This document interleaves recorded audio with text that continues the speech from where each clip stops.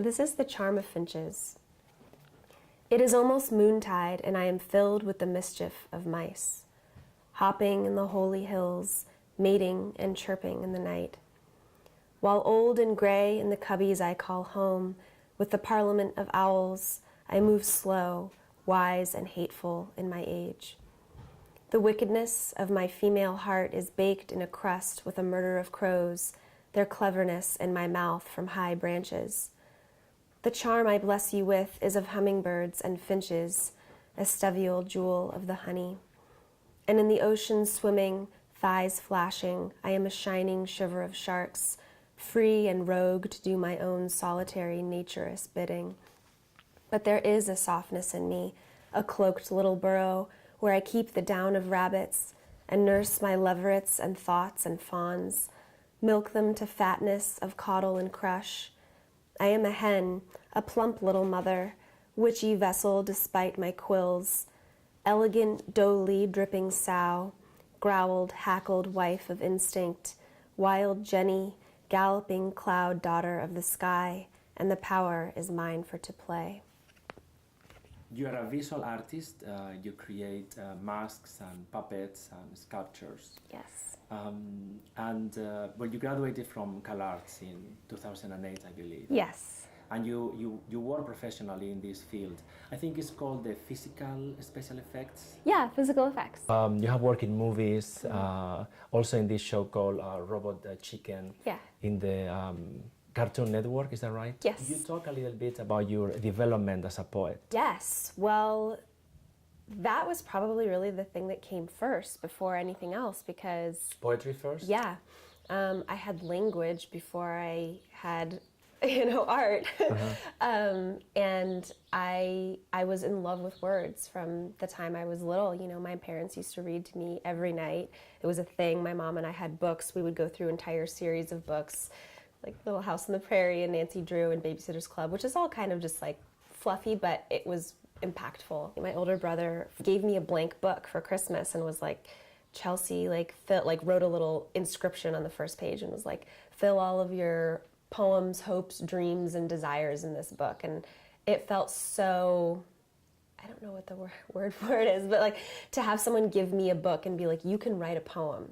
You can make something with the words that you're learning. So from that journal, if we fast forward to 2014, that's when you published your first poetry book called Bows and Arrows, which is a play on words. It is, yeah.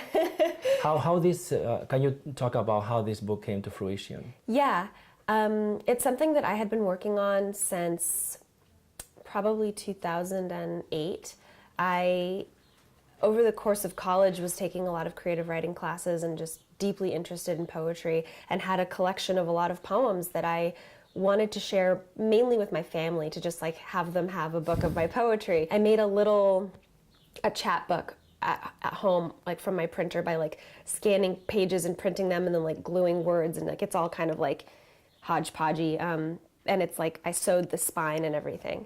So that was the first edition of Bows and Arrows that existed. I'd been submitting places, but really not very many, to be honest, but just like felt impatient. And so I was like, I'm just gonna publish it myself. Like, this feels like a first edition, and I just wanna publish it myself. I just want to get it out there. I kind of was shopping around online, looking at self-publishing sites and just kind of seeing what I could do, and it was really thrilling to me. It gave me this huge project that I could sink my teeth into, and it was all I was doing outside of work.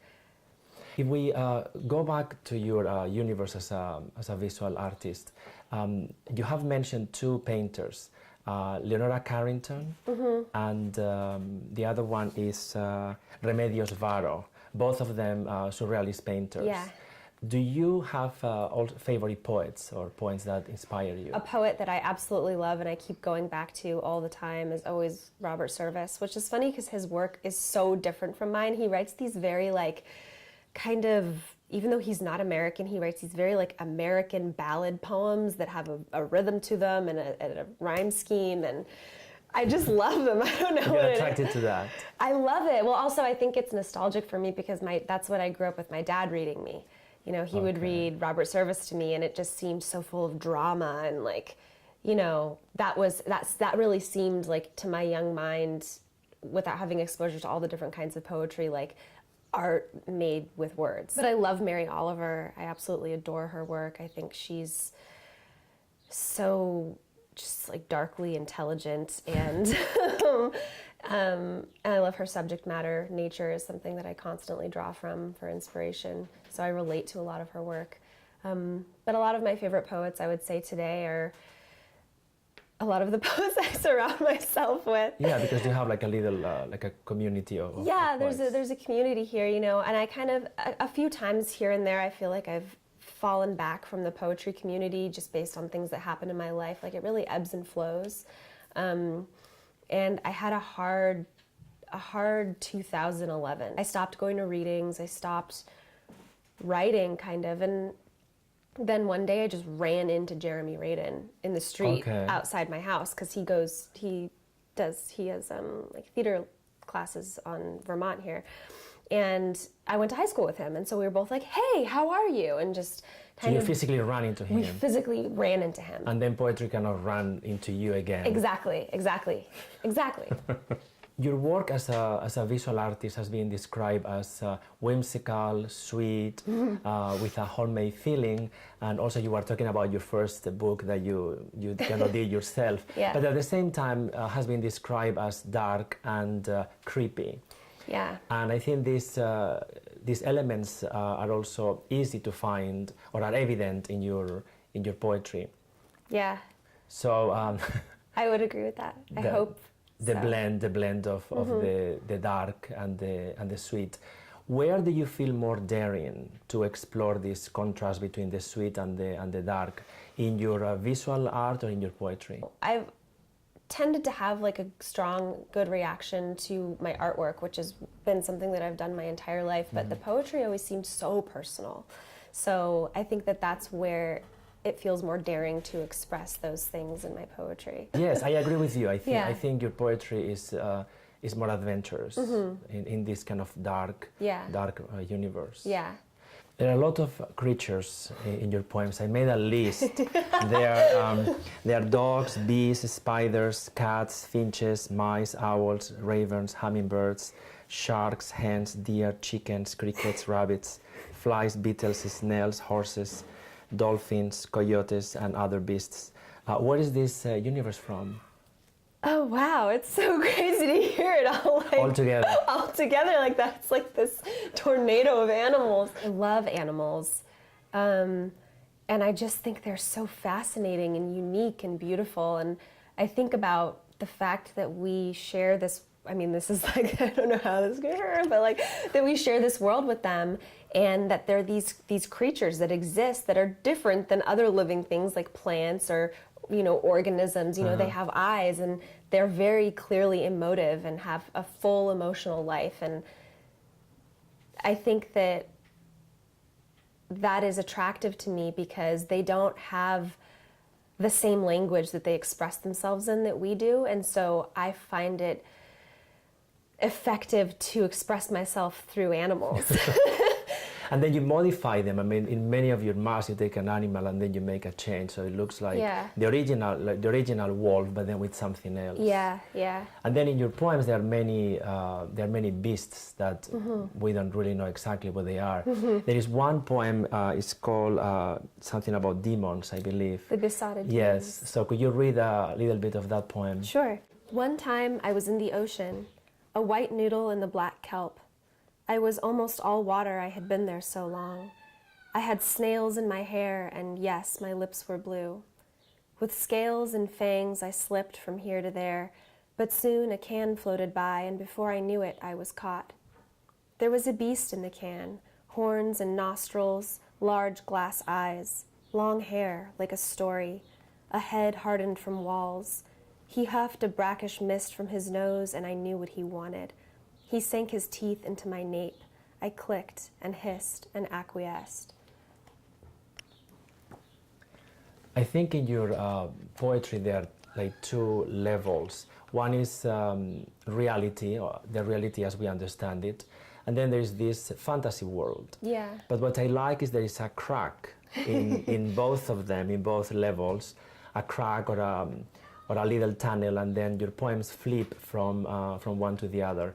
I don't think it's a coincidence that you open your book, Bows and Arrows, with a quote from Alice in Wonderland. Yeah, it's not. That was very intentional. And I would like to know if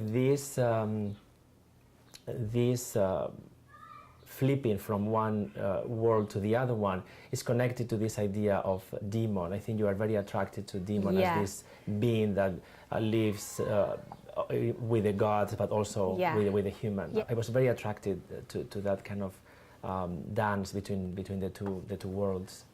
There is one poem I would like you to read. It's called "No Table Was Ever Set Again." Okay.